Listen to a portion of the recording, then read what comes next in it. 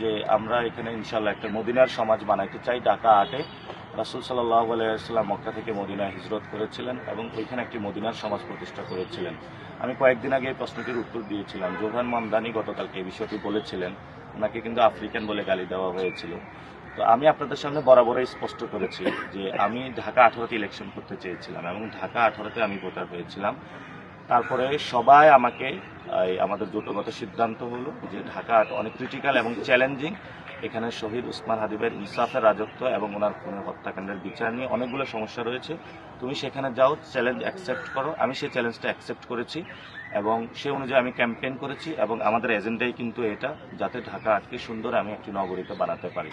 তো আমি মনে করি যদি আপনি ন্যাশনালিস্ট পলিটিক্স করেন এবং ন্যাশনালিস্ট মানে বাংলাদেশি বইলা যদি এখানে চিটংয়ের কেউ, রাজশাহীর কেউ এভাবে যদি বিভাজিত রাজনীতি করেন, তাহলে এটা আসলে বাংলাদেশি রাজনীতি না, এটা হলো বগুড়ার রাজনীতি অথবা কিশোরগঞ্জের রাজনীতি, আঞ্চলিক রাজনীতি অভ্যস্ত হয়ে পড়ছে।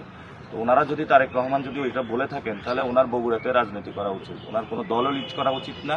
এবং বাংলাদেশের কোনো মানে ঢাকা 17 থেকে যে উনি ইলেকশন করতেছেন, এখানেও উনি বহিরাগত। এই জন্য আমি বলবো যে উনি যদি ঢাকা 17 ভোটার হয়ে থাকেন, তাহলে বগুড়া কেন ইলেকশন করতেছেন? বগুড়ায় তিনি বহিরাগত। যারা এই কথাগুলো বলে তারা মানুষের মন থেকে উঠে যাবে, আর তাদেরকে আমরা কি বলবো? তাদেরকে বললে তো তারা আবার খুব রাগ করে। আমরা সেই জায়গাটা একটা কথাই বলবো যে আমরা কারো বিরোধী নই এবং কারো বিপক্ষে আর কোনো কথা বলতে চাই না। আমাদের 8 দফা ইশতেহার রয়েছে, ইনশাল্লাহ আমরা আজকে থেকে এটা নিয়ে কাজ শুরু করতে চাই। আমাদের 7টায় ক্যাম্পেইন শেষ হবে। ক্যাম্পেইনে শেষ হওয়ার পরেই ইনশাল্লাহ আমরা সাথে সাথে আমাদের যে এজেন্ডাগুলো রয়েছে, প্রথম এজেন্ডা থেকে শহীদ উসমান হাদিবের হত্যাকাণ্ডের বিচার থেকে শুরু করে প্রত্যেক এজেন্ডা নিয়ে আমরা কাজ শুরু করে দিই।